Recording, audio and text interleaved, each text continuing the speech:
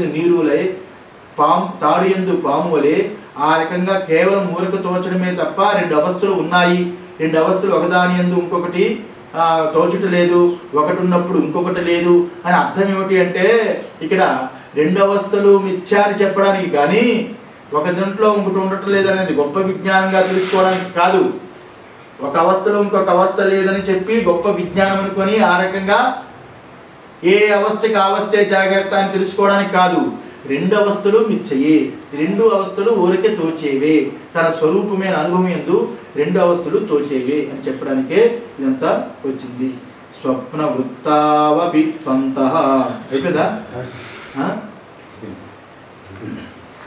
అయిపోయింది కదా, ముందుకు వెళ్ళిపోతున్నాం.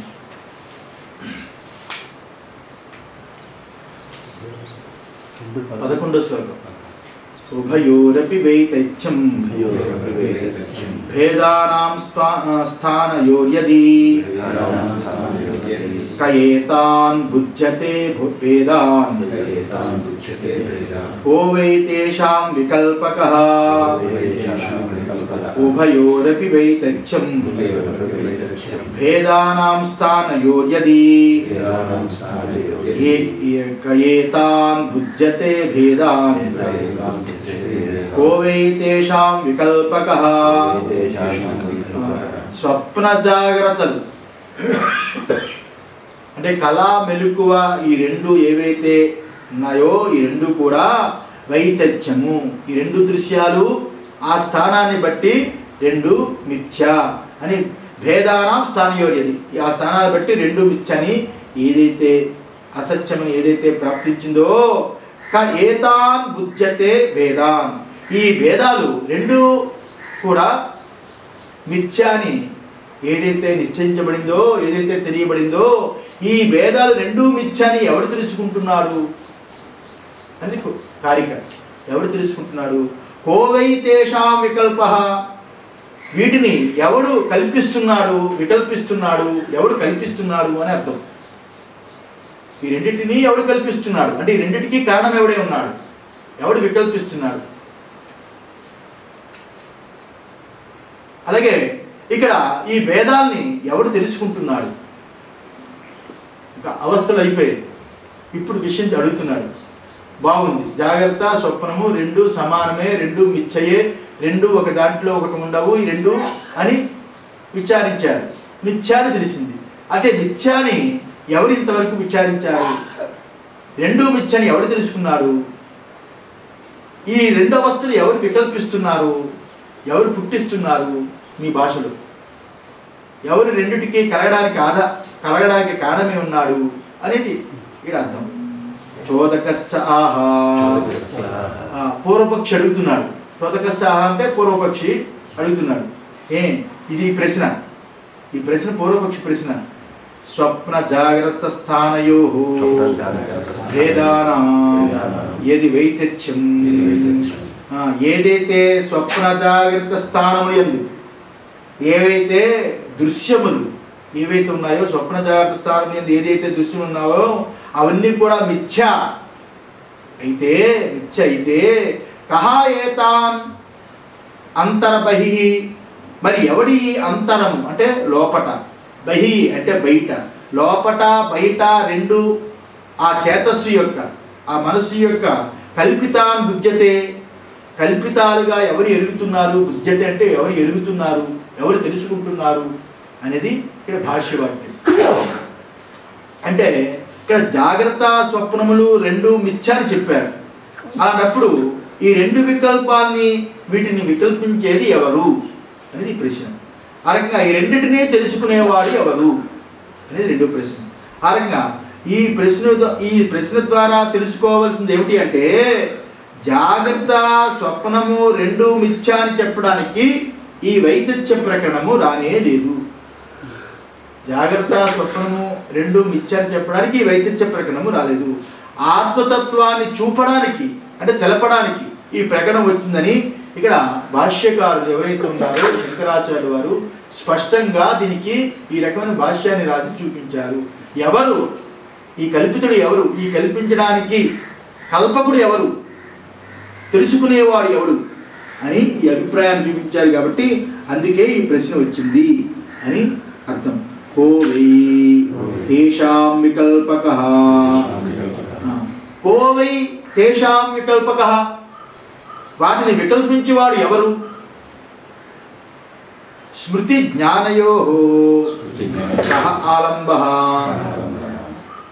స్మృతి జ్ఞానము ఈ రెండిటికి ఆధారం ఏమిటి? స్మృతి జ్ఞానము రెండిటికి ఆలంబనం అంటే ఆధారం, రెండిటికి ఆధారం ఏమిటి? ఇది అభిప్రాయః అని అభిప్రాయం. నచేత్ నిరాత్మవాద ఇష్టః, ఎవ్వడూ లేడు, నచేత్ ఎవ్వడూ లేడని చెబితే మీరు నిరాత్మవాదులు అయిపోతారు, అంటే శూన్యవాదులు అయిపోతారు, వైనాశికులు అయిపోతారు అని అర్థం. శూన్యవాదులు అయిపోతారు ఎవరు లేరంటే. ఉన్నాడంటే వాడు ఎవడు, వాడు ఎందుకు కల్పిస్తున్నాడు అని.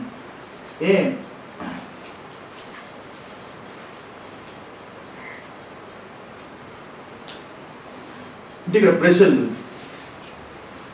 చేతస్సు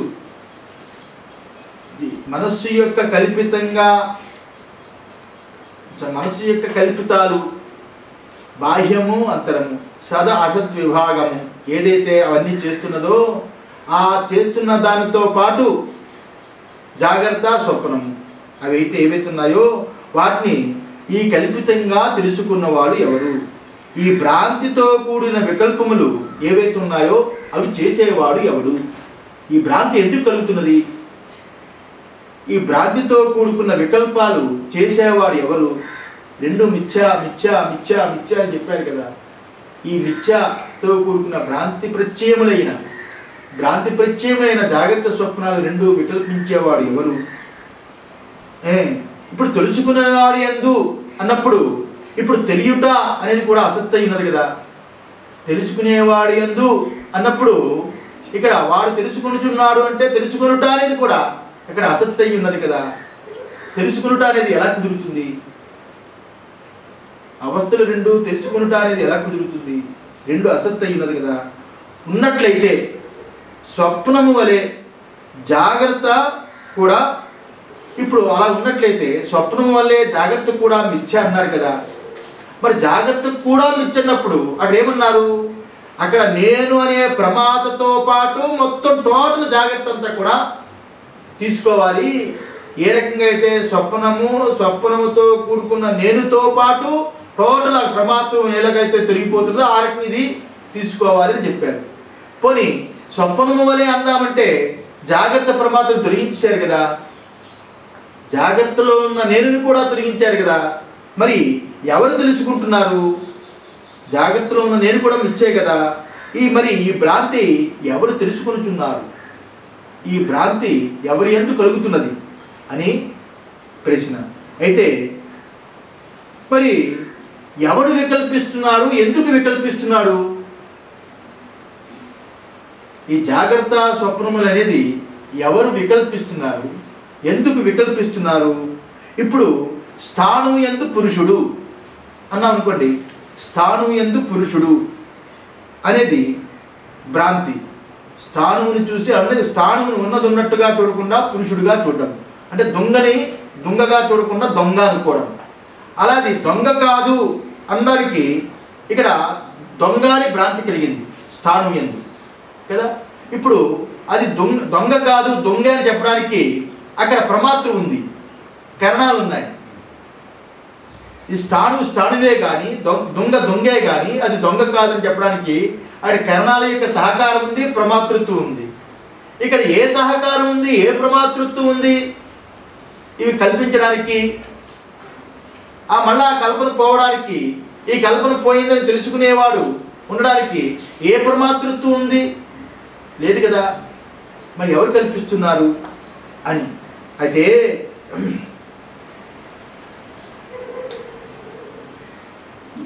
అది మరి స్వప్నం వల్లే జాగ్రత్త కూడా సర్వము మిథ్యే అయితే, ఇలా నిశ్చయం కలిగితే ఏ నిమిత్తము చేత ఈ వికల్ప విషయాలు ఏవైతే ఉన్నాయో అవన్నీ ఏ దాని యందు ఈ వికల్ప విషయాలన్నీ కూడా ఆ భ్రాంతి ఏదైతే ఉన్నదో దేని యందు ఎక్కడ అది బాధితమవుతుంది? ఈ భ్రాంతి అంతా ఎవరి యందు భ్రాంతి బాధితమవుతుంది? అర్థమవుతుందా? ఈ కల్పనకి కారణం ఎవరు అని. ఇతడు కల్పన చెయ్యాలి అంటే ప్రమాతృత్వం ఉండాలి. ఎండమావు యందు నీరు అంటే అక్కడ ప్రమాతృత్వము కరణాలతో కూడుకుని ఉండాలి కదా.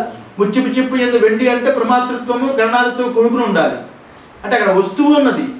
ఇక్కడ విషయం ఏంటంటే అక్కడ కనిపించే వస్తువు ఉన్నది ఎండమావి. ఎండమావి యందు నీరు అని తప్పు తెలివి, నీరు అని తప్పు తెలివి కావచ్చు. ఎండమావి అనేది ప్రమాతృత్వానికి కరణాలకి రెండింటికి గోచరమవుతుంది. తాడు అనేది ప్రమాతకి ప్రమాణాలకి రెండింటికి తాడు అనేది గోచరమవుతున్నది. అక్కడ వస్తువు గోచరమవుతున్నది, ఆ వస్తువు మీద భ్రాంతి జరుగుతున్నది కదా. ఇక్కడ ఏ వస్తువు లేకుండా భ్రాంతి ఎలా కలుగుతున్నది? ఏ వస్తువు లేకుండా భ్రాంతి, జాగ్రత్త స్వప్నము అనే భ్రాంతి ఎలా కలుగుతున్నది? అక్కడ ఆ వస్తువు అలా లేదు కదా. కరణానికి ప్రమాతృత్వానికి కనిపించే వస్తువు లేదు కదా. మరి ఈ రెండు భ్రాంతులు ఎలా చేశాడు? ప్రమాతృ చేశాడంటే ఆ ప్రమాతృవు జాగ్రత్తలో ఉన్న ప్రమాతృవు స్వప్నంలో లేడు, స్వప్నంలో ఉన్న ప్రమాతృవు జాగ్రత్తలో లేడు అని ప్రమాతృతో పాటు జాగ్రత్త స్వప్నాలను రెండింటినీ కూడా తొలగిస్తున్నారు కదా. ప్రమాతృవు పోయాడు కదా, పోనీ వాడి వల్ల ఈ వికల్పం జరుగుతుంది అంటే అని సచ్చిదానంద స్వామి వారి యొక్క వాక్యం. ఎందుకంటే జీవుణ్ణి ఆశ్రయించి అవిద్య ఉన్నదా, ఆత్మని ఆశ్రయించి అవిద్య ఉన్నదా అని చెప్పే ఇప్పుడు వేదాంతులు ఇక్కడ ప్రమాతృతో పాటు మొత్తం స్వప్నం ఎలా తొలగిపోతుందో ప్రమాతృతో పాటు జాగ్రత్త తొలగిపోతుందని, ఇది అద్భుతమైన శంకరాచార్యుల వారు సురేశ్వరాచార్యులు వారు చెప్పినట్టుగా ఈ రకంగా ఉంటే ఇప్పుడు వాళ్ళు ప్రమాతృను మాత్రం అట్టిపెట్టి స్వప్నంలో జాగ్రత్త ఉండదు, ఈ ప్రమాతృ యొక్క వాసనలే స్వప్నంలో ఉంటాయని తప్పుడు ఆలోచన చూపించారు. కానీ నిజానికి భాష్యకారులైనా సురేశ్వరాచార్యులైనా వారు ఏం చెప్తున్నారు? ప్రమాతృతో పాటు స్వప్నం ఎలా తొలగిపోతున్నదో అలాగే ప్రమాతృతో పాటు జాగ్రత్త తొలగిపోతున్నది అన్నప్పుడు ప్రమాతృవును కూడా తొలగిస్తున్నారు కదా. అలాంటి ప్రమాతృవు కూడా తొలగించినప్పుడు ఏ ఆధారము చేత, దేని యందు ఈ వికల్పాలు జరుగుతున్నాయి? ఈ వికల్పాలకు కారకులు ఎవరు? ప్రమాతృవు లేడు కదా అని ఈ రకంగా ఈ రకమైన అసత్యత్వం మిథ్య ఏ నిమిత్తం చేత ఏ కారణం చేత జరిగింది? వికల్పములు ఎందు కూడా ఈ భ్రాంతి తొలుగుట ఎవరి యందు? ఈ వికల్పములు ఏవైతే ఉన్నాయో వికల్పములు అనే ఈ భ్రాంతి ఏదైతే ఉందో ఇది భ్రాంతి అని తెలుసుకుని అవి ఎవరి యందు తొలగిపోతాయి? ప్రమాతృవు లేడు కదా. ఇది నీరుని భ్రాంతిని తెలిసినప్పుడు ప్రమాతృవు యందు ఎండమావి అని తెలుస్తుంది. ఇది పాము కాదు అని తెలిసినప్పుడు ఆ భ్రాంతి తొలగి ఇది తాడు అని తెలుస్తుంది. అక్కడ పాము తెలుసు, తాడు తెలుసు, ఇక్కడ ఎండమావి తెలుసు, నీరు తెలుసు. అందువల్ల ఒకదాని యందు ఒకటి ఆరోపణ జరిగింది అంటే ఆ ప్రమాతృ ఉన్నాడు కాబట్టి ఆరోపాన్ని తొలగించుకోగలడు, ఆరోపము తోటి భయము చెందగలడు. ప్రమాతృనే తీసినప్పుడు ఈ ఆరోపం ఎక్కడ జరుగుతుంది? ఈ మిథ్య ఎక్కడ జరుగుతుంది? ఇది మిథ్య తెలిసినప్పుడు ఆ మిథ్య ఆ భ్రాంతి ఎక్కడ తొలగిపోతున్నది? ప్రమాతృ లేడు కదా, ఏ బేస్మెంట్ తొలగిపోతున్నది? మరి వీటికి అన్యుడు ఎవరు? ప్రమాతృ లేడు కదా, అన్యుడు ఎవరు? ఏదో ఒక నిమిత్తం చేత ఇక్కడ వికల్పము విషయంగా జాగ్రత్త స్వప్నము జరుగుతుంది అంటే అప్పుడు ఆ కారణం ఏమిటి? ఏదో ఒక నిమిత్తం చేత అన్నారు అనుకోండి పని. ఆ నిమిత్తం అనే కారణం ఏమిటి? ఎందుకు అలా జరుగుతుంది? ఆ కారణం పుట్టడానికి కూడా ఇంకొక కారణం ఉండాలి కదా. ఆ కారణం పుట్టడానికి కూడా ఇంకొక కారణం ఉండాలి కదా. ఆ కారణం ఏమిటి? వికల్పం అయితే ఏదైతే ఉన్నదో ఇది వికల్పము అని తెలుసుకుంటే పోతుంది. కానీ అది తెలుసుకున్న కాలంలో పోతుందా? తెలుసుకున్న కాలంలో పోతుందా?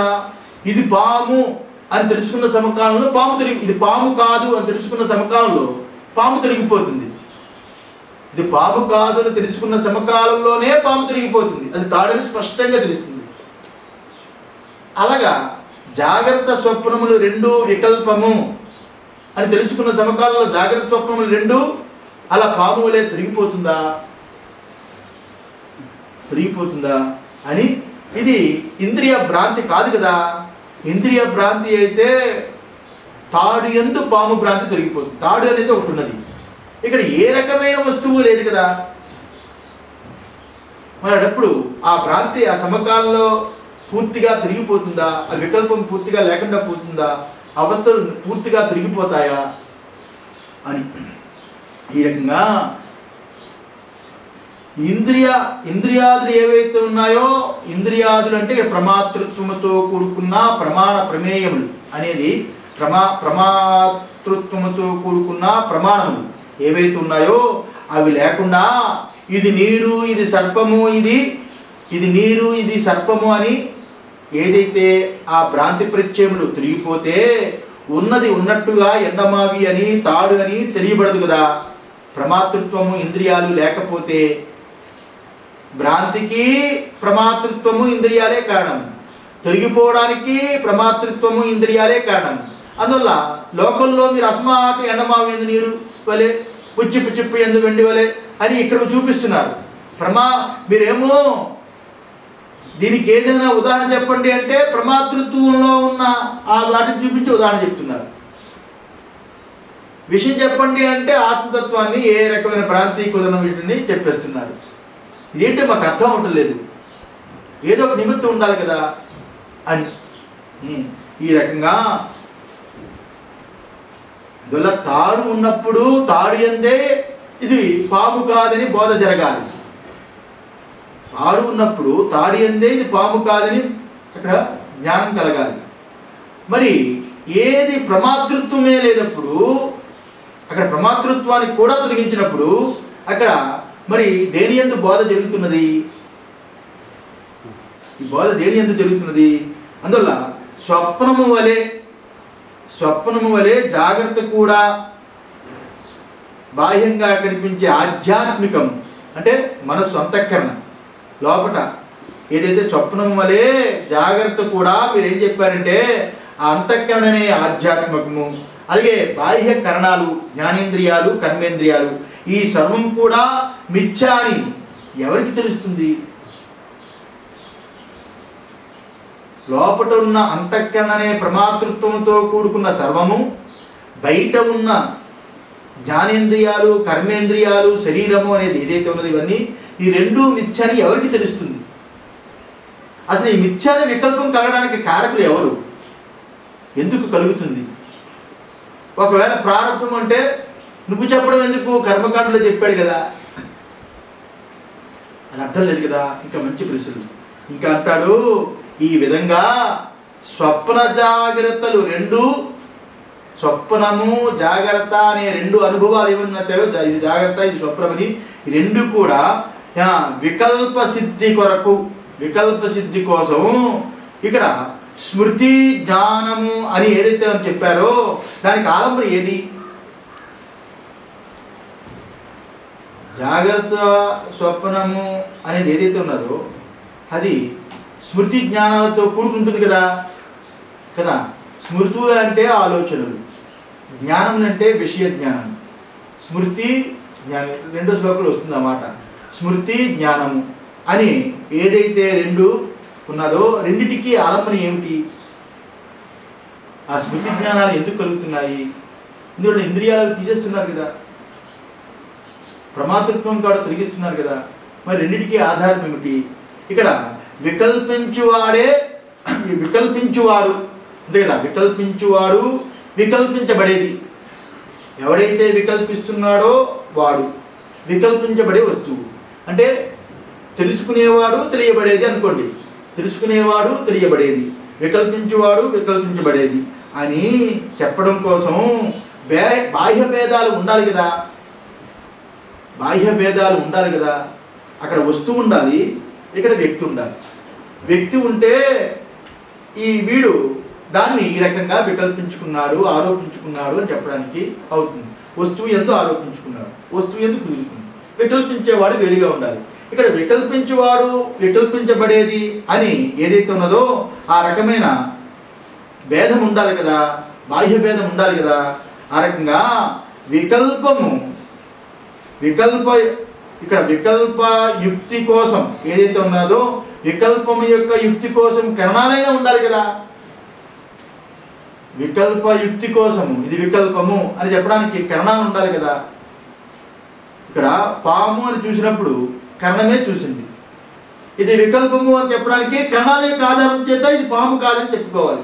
కరణం లేకుండా అది పాము అని చూసి కరణం, కన్ను మూసి కాదు అంటే కరణం కూడా ఉండాలి కదా, ఇంద్రియాలు కూడా ఉండాలి కదా. ఇలాగా ఇది మీరు సరిగా చెప్పకపోతే నిరాత్మవాదము మీకు ఇష్టమై చెబుతున్నారని అనిపిస్తుంది. నిరాత్మవాదము ఎందుకంటే వైనాశికులు ఎవరైతే ఉన్నారో వైనాశికులు వేదబాహ్యులు. నిరాత్మవాద ఈ వైనాశికులు ఎవరైతే ఉన్నారో వాళ్ళు వేదబాహ్యులు. సర్వము ఆధ్యాత్మికము మరియు బాహ్యము అంటే లోపలున్న ప్రమాతృత్వము మొదలుకొని అంతఃకరణ, ఆధ్యాత్మికము ఆ రకంగా బాహ్యము. ఈ రెండు, బాహ్యం అంటే దేహేంద్రియాలు కరణాలు ఇవన్నీ, ఈ రెండు నిరాత్మకమని చెబుతారు. వాళ్ళు అంతా శూన్యమే అని చెబుతారు. ఏ ఆత్మ ఆధారం లేదు, శూన్యమే అని చెబుతారు. అయితే ఆ మతము మీకు ఇష్టమని ఇక్కడ అందరికీ అభిప్రాయం అవుతుంది, నిర్ధారణ అవుతుంది. అవస్థలు తొలగించడం గొప్ప కాదు, అవస్థలు వికల్పించేవాడు ఎవడో తెలుసుకోవాలి. అవస్థలు వికల్పం ఎందుకు కలుగుతున్నాయో చెప్పాలి. అవస్థలు వికల్పాలు ఏ బేస్మెంట్ మీద, దేని మీద జరుగుతుంది? కనీసం ఆత్మ యందు మా పరమాత్మ ఎప్పుడు ఉంటాడు అంటే ఆ పరమాత్మ యందు అవస్థలు వచ్చిపోతున్నాయని చెప్పడానికి బాగుంటుంది కదా. భూమి మీద నీరు, నీటి మీద పడవ అన్నట్టుగా అవస్థలు ఎప్పుడు వచ్చిపోతున్నాయంటే బాగుంటుంది. కానీ ప్రమాతృత్వాన్ని తీసేసినప్పుడు అవస్థలు దేని యందు వచ్చిపోతున్నాయి? ప్రమాతృ ఉంటే వాడు వికల్పిస్తున్నాడు, వాడు ఆరోపించుకుంటున్నాడు, వాడే చేస్తున్నాడు అంటే బాగుంది. ప్రమాతృను కూడా తీసేస్తున్నాడు. మరి ఎవరు వికల్పిస్తున్నారు, ఎవరు ఆరోపిస్తున్నారు, ఎందుకు ఆరోపిస్తున్నారు, ఎవరి కోసం అని ఇక్కడ ఈ స్వప్న జాగ్రత్తలు రెండు కూడా మిథ్య అని ఏదైతే ప్రతిజ్ఞ చేశారు కాబట్టి స్థానద్వయము కంటే కొంచెము కూడా, ఈ స్థానద్వయం అంటే జాగ్రత్త స్వప్నం అనే స్థానద్వయం కంటే కొంచెము కూడా వేరే తత్వము, ఇంకొక తత్వం ఏదైనా మీరు అవలంబిస్తే, ఇంకోటి ఏదైనా చెబితే అప్పుడు ఏదైతే ఉందో సర్వప్రమాణ ప్రసిద్ధ లోక వ్యవహార అయిపోతుంది. లోక వ్యవహారము అయిపోతుంది. ఆ సర్వప్రమాణ సిద్ధమై ఉన్నది లోక వ్యవహారం అయిపోతుంది. అంటే ఈ స్థానద్వయము కంటే జాగ్రత్త స్వప్నము రెండింటి కంట వేరే ఇంకోటి ఏదైనా మీరు ఉన్నది అని అంటే లోకంలో ఏం చెప్తున్నారు? ఈ జగత్తు ఇలా కనిపించడానికి సర్వలోక ప్రసిద్ధమైనది ఇది లోక వ్యవహారము అని అధ్యాస భాష్యంలో వచ్చింది కదా. అంటే సర్వలోక ప్రసిద్ధమై ఉన్నది అంటే ఇది లోక వ్యవహారం అంటే ప్రమాత, ప్రమాణము, ప్రమేయము, ప్రమాతృత్వముతో కూడుకుని ప్రమాణములు, ప్రమాణములతో కూడుకుని ప్రమేయము, ఇవేవైతే ఉన్నాయో ఇది లోక వ్యవహారము. ఇది మీకు కొత్తగా చెప్పిందే ఉంది. జాగ్రత్త స్వప్నాలకి రెండింటికి ఇంకొకటి ఏదైనా చెబితే అది లోక వ్యవహారమే అయిపోతుంది. పోనీ ఏదీ లేదని చెబితే శూన్యవాదం అయిపోతుంది. పోనీ ప్రమాతృ ఉంది అంటే అది ఇంకా ద్వైతం అయిపోతుంది. మరి ఎవరు వికల్పిస్తున్నారు? వికల్పించడానికి కారకుడు ఎవరు? ఓం సహనా భవతు సహనో భునక్తు సహ వీర్యం కరవావహి తేజస్వినావధీతమస్తు మా విద్విషావహి. ఓం శాంతి శాంతి శాంతి.